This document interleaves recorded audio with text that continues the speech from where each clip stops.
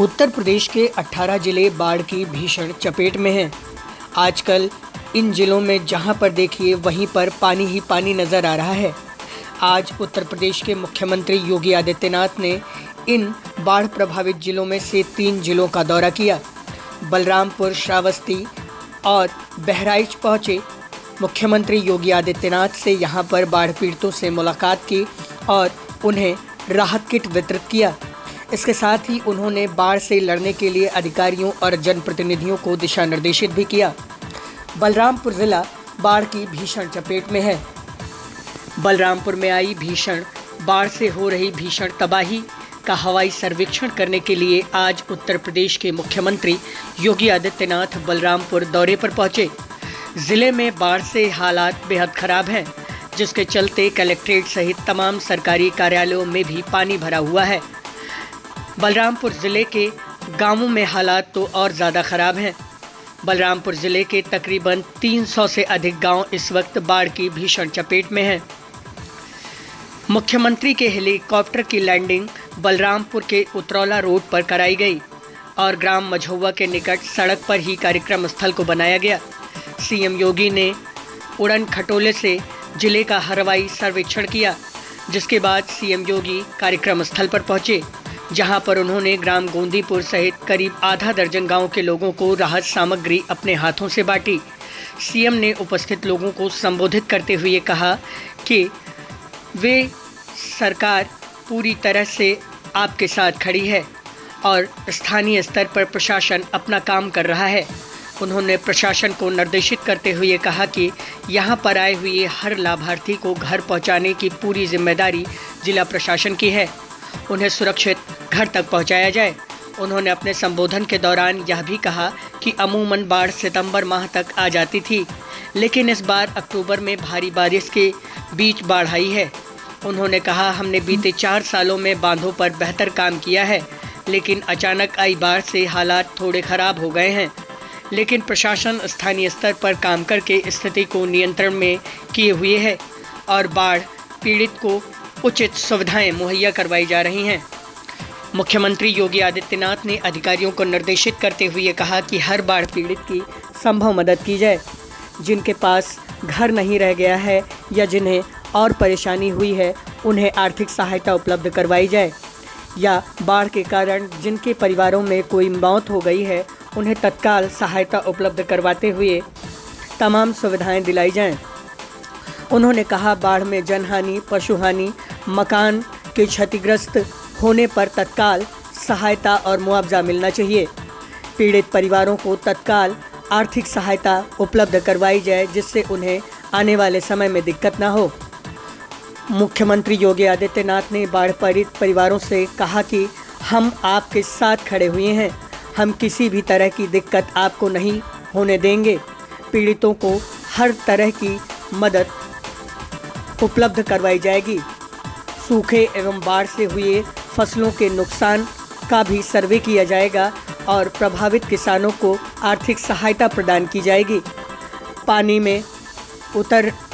उतरने के बाद हर गांव में विशेष स्वच्छता अभियान और फॉगिंग अभियान चलाया जाएगा, जिसके बाद से बीमारियों पर भी नियंत्रण किया जा सके। उन्होंने कहा कि सांप काटने पर तत्काल एंटी वेनम टीका लगाया जाए, जिससे लोगों की मौत ना हो या उन्हें कोई बीमारी ना हो। उन्होंने कहा कि सभी सामुदायिक स्वास्थ्य केंद्रों पर एंटी वेनम टीके उपलब्ध हैं और जहां नहीं उपलब्ध हैं वहां तत्काल मंगवा लिया जाए। मुख्यमंत्री योगी आदित्यनाथ आज बलरामपुर में एक दूसरे रंग में भी दिखाई दिए। मुख्यमंत्री ने एक बच्चे को गोद में उठाकर न केवल उसका दुलार किया, बल्कि अपने हाथों से बच्चों को बिस्किट और चॉकलेट के पैकेट भी बांटे। उन्होंने जिले के लोगों को भरोसा दिलाते हुए कहा है कि उत्तर प्रदेश की सरकार आपके साथ खड़ी है। आज मैं आया हूं और मैंने अपने ही साथ मंत्री दलों का दौरा भी जिलों में लगाया है, जिससे बाढ़ एवं राहत बचाव के कार्यों में तेजी लाई जा सके।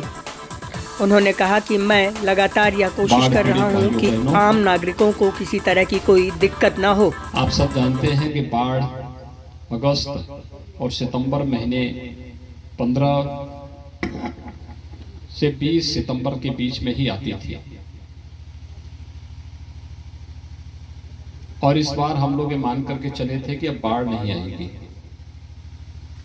यद्यपि पिछले 3-4 वर्षों में नदी पर इतना कार्य हुआ था कि बाढ़ काफी हद तक रुक गई थी,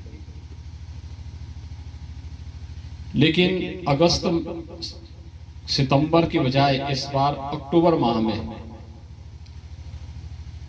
ये अप्रत्याशित बाढ़ आई है, और वह भी विजयादशमी के बाद। पिछले 10 दिनों से आपने देखा होगा कितनी भारी संख्या में भारी पैमाने पर बारिश हुई है।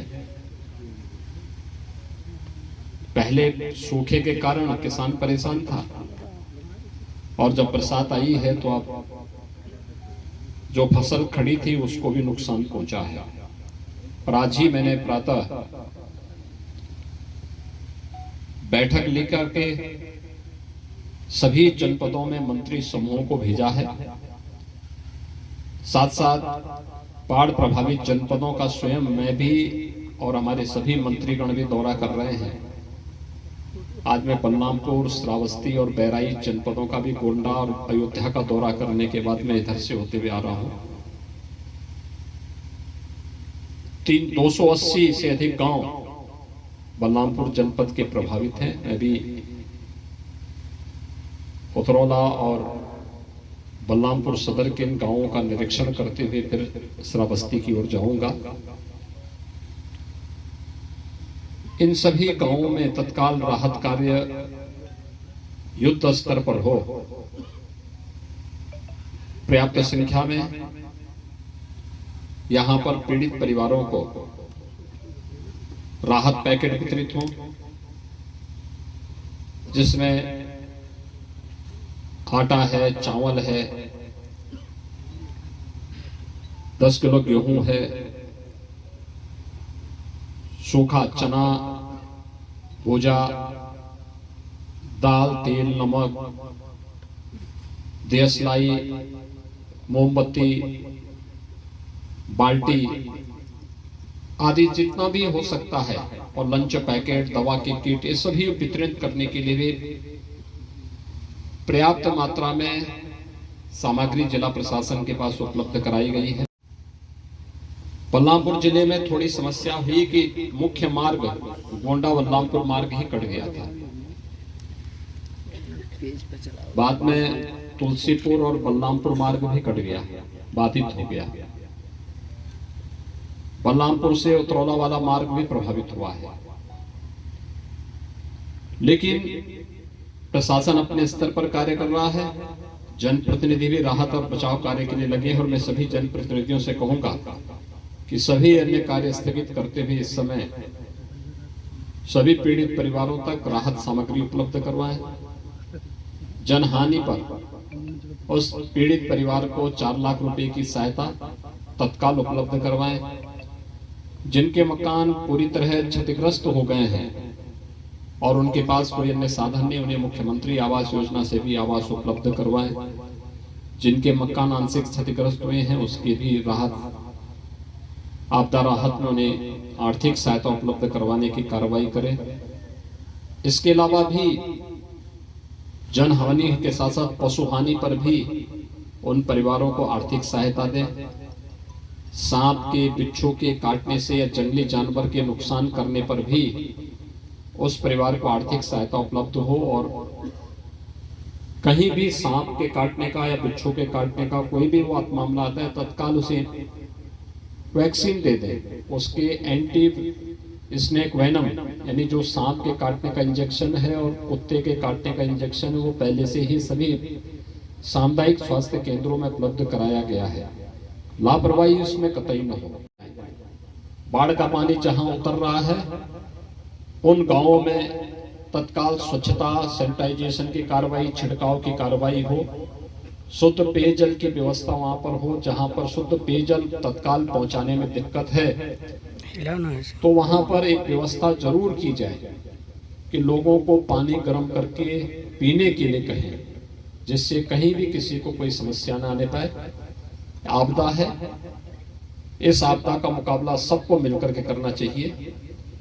इसके साथ ही ये भी व्यवस्था बनाई जा रही है कि जिनकी फसल को नुकसान हुआ है सूखा से या बाढ़ से, उसका भी सर्वे का आदेश किया गया है। रिपोर्ट आते ही हम तत्काल उसके लिए भी आर्थिक सहायता सभी पीड़ित परिवारों को या जो भी बटाईदार हैं इनको सबको उपलब्ध करवाने का कार्य भी करेंगे।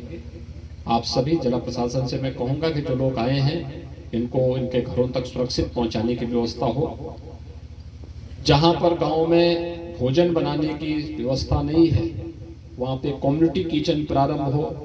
कम्युनिटी किचन में भी दिक्कत हो रही है तो उनको लंच पैकेट दोपहर में और शाम को अवश्य उपलब्ध करवाने के साथ साथ शुद्ध पेयजल भी उपलब्ध करवाने की कार्रवाई हो, जिससे किसी भी बाढ़ पीड़ित को कहीं कोई दिक्कत न हो। सरकार आप लोगों के साथ में है और हर संभव सहायता आप सभी को इस अवसर पर कराएगी, यही आश्वस्त करने के लिए मैं आपके बीच में यहाँ पर आया हूँ।